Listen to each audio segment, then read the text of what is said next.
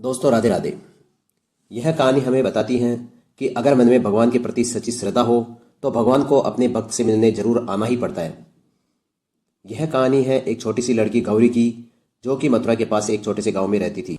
वृंदावन के निकट होने के कारण गांव के बहुत से लोग ठाकुर जी के दर्शनों को जाते थे। जब गौरी 5 साल की हुई तो एक दिन उसके घर वाले बांके बिहारी जी के दर्शन के लिए जा रहे थे। उस समय वाहन कम होने के कारण लोग पैदल ही यात्रा के लिए जाते थे। घर वालों को वृंदावन जाते देख गौरी ने अपने पिताजी से कहा, पिताजी मुझे भी अपने साथ ठाकुर जी के दर्शनों के लिए ले चलो ना। पिताजी ने कहा, बेटा अभी आप छोटे हो, इतना पैदल नहीं चल पाओगे, थोड़े बड़े हो जाओ तब तुम्हें अपने साथ ले चलेंगे। कुछ समय बीता। जब गौरी 7 साल की हुई तो घर वालों का दोबारा बांके बिहारी जी के दर्शन करने वृंदावन जाना हुआ। उस समय भी गौरी ने अपने पिताजी से कहा, पिताजी मुझे भी अपने साथ ले चलो ना ठाकुर जी के दर्शनों के लिए, लेकिन दूसरे काम भी होने से वे उसको न ले जा सके। गौरी के मन में ठाकुर जी के प्रति बहुत ही प्रगाढ़ प्रेम था। वह बस दिन रात मन में ठाकुर जी का चिंतन करती रहती थी और दुखी भी होती थी कि आज तक इतना निकट होते हुए भी मैं ठाकुर जी के दर्शनों को न जा सकी। गांव में उसकी सभी हम उम्र सहेलियां बांके बिहारी जी के दर्शन कर चुकी थी। जब वो सहेलियां ठाकुर जी के मंदिर और उनकी छवि का वर्णन करती तो गौरी के मन में भी दर्शन की ललक और बढ़ जाती। समय अपनी रफ्तार से आगे बढ़ता जा रहा था। कई अवसर मिल जाने के बाद भी गौरी को ठाकुर जी के दर्शन नहीं हो पाए। शायद गौरी के भाग्य में ठाकुर जी के दर्शन नहीं लिखे थे। जब गौरी 17 साल की हुई तो उसके पिताजी को उसके विवाह की चिंता होने लगी, लेकिन जल्द ही गौरी का विवाह तय हो गया। इसे संयोग कहो या गौरी का भाग्य कि उसका विवाह वृंदावन के सबसे पास वाले गांव में ही हो गया। गौरी बहुत ही प्रसन्न थी, क्योंकि अब तो उसको भी ठाकुर जी के दर्शन हो ही जाएंगे। जब नियत समय पर विवाह संपन्न हुआ तो वह अपने ससुराल गई, फिर वैवाहिक रस्में निभाने के लिए वापस अपने गांव आई। 1-2 दिन बाद गौरी और उसका पति वापस अपने घर जा रहे थे तो रास्ते में यमुना नदी के आने पर उसके पति बोले, तुम कुछ देर नदी के किनारे ही पेड़ की छांव पर बैठो, मैं यमुना जी में स्नान करके आता हूँ। पेड़ की छांव में बैठे बैठे ही उस लड़की का मन ठाकुर जी के ध्यान में चला गया और सोचने लगी कि कब मुझे ठाकुर जी के दर्शन होंगे।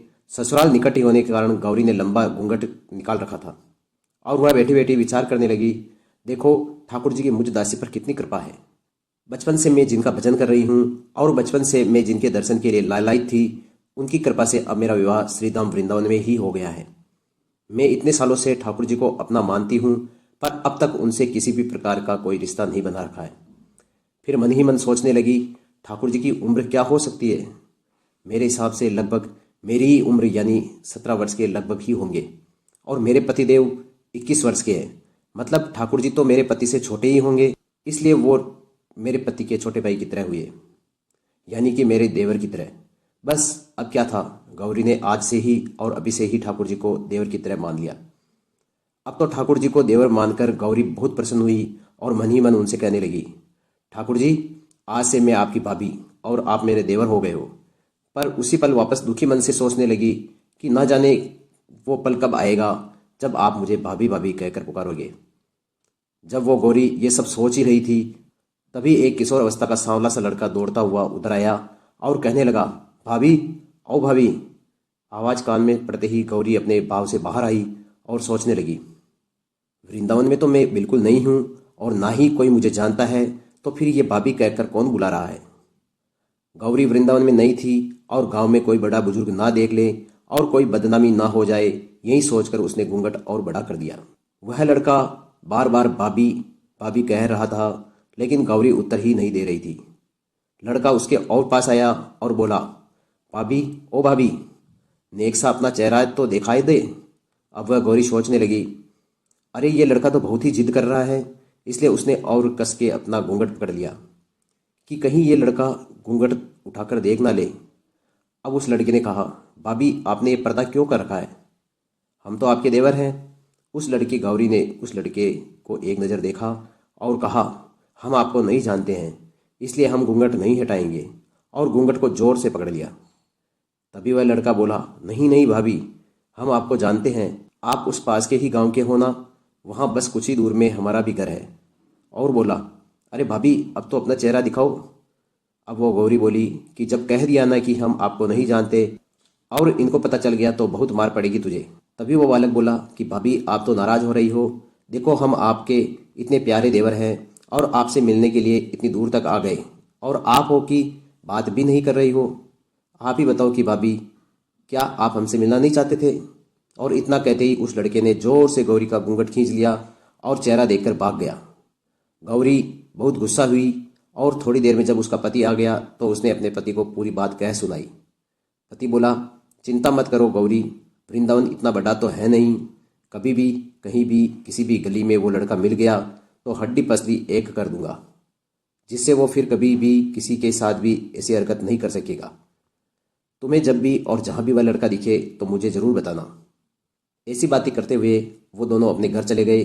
कुछ दिन बाद जब उसकी सासू माँ ने अपने बेटे से कहा, बेटा देख, तेरा विवाह हुए 15 से 20 दिन हो गए हैं और बहू भी मायके से आ गई है, लेकिन तुम दोनों ने अभी तक बांके बिहारी जी के दर्शन नहीं किए हैं। कल तुम जाकर बहू को ठाकुर जी के दर्शन करा कर लाना।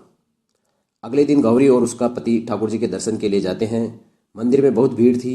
लड़का कहने लगा, देखो तुम महिलाओं वाली लाइन में आगे जाकर दर्शन करो, मैं पुरुष वाली लाइन में आता हूँ। जब वो गौरी महिलाओं वाली लाइन में आगे तक चली गई पर घूंघट नहीं उठाया, क्योंकि उसको डर था कि कोई बड़ा बूढ़ा दिखेगा तो कहेगा कि ये नई बहू बिना घूंघट ही घूम रही है। जब गौरी को बहुत देर हो गई तो पीछे से पति ने आकर कहा, अरे बावली, ठाकुर जी सामने हैं, घूंघट काहे को नाई खोले? घूंघट नाई खोलेगी तो प्रभु जी के दर्शन कैसे करेगी? पति के कहने पर उसने अपना घूंघट उठाया और जो ही बांके बिहारी जी की ओर देखा तो बांके बिहारी जी की जगह वही यमुना किनारे वाला बालक मुस्कुराता हुआ दिखा। बालक को देखते ही गौरी चिल्लाने लगी, सुनिए जी, जल्दी आओ। पति जल्दी से भागा भागा आया और बोला, क्या हुआ गौरी? गौरी बोली, उस दिन यमुना किनारे जो जबरदस्ती मेरा घूंघट उठाकर और मुझे भाभी भाभी कहकर भागा था न, वह लड़का मिल गया। पति ने तपाक से कहा, कहाँ है वो? अभी उसे देखता हूँ, बताओ तो जरा। उसने ठाकुर जी की ओर इशारा किया और बोली, ये रहा वो बालक, आपके सामने ही तो है। उसके पति ने जब ठाकुर जी को देखा तो उनके चेहरे की मुस्कान देखकर अवाक रह गया और वही मंदिर में ही अपनी पत्नी के चरणों में गिर पड़ा और बोला, तुम बहुत धन्य हो गौरी, वास्तव में तुम्हारे हृदय में ठाकुर जी के प्रति सच्चा भाव है। आज हम इतने वर्षों से वृंदावन में हैं पर आज तक हमें उनके दर्शन नहीं हुए, और आज तेरे सच्चे भाव की वजह से ठाकुर जी ने तुझे दर्शन दे दिए और तेरी वजह से मुझे भी दर्शन हो गए। इसलिए कहा जाता है कि मन में अगर श्रद्धा हो तो ठाकुर जी चलकर अपने भक्तों के द्वार पर आते हैं। जय श्री कृष्णा। अगर आपको इसी प्रकार की धार्मिक और आध्यात्मिक कहानियाँ पसंद है तो कृपया चैनल को सब्सक्राइब करें। इस कहानी को एक लाइक जरूर दें और कमेंट में जय श्री कृष्णा राधे राधे जरूर लिखें।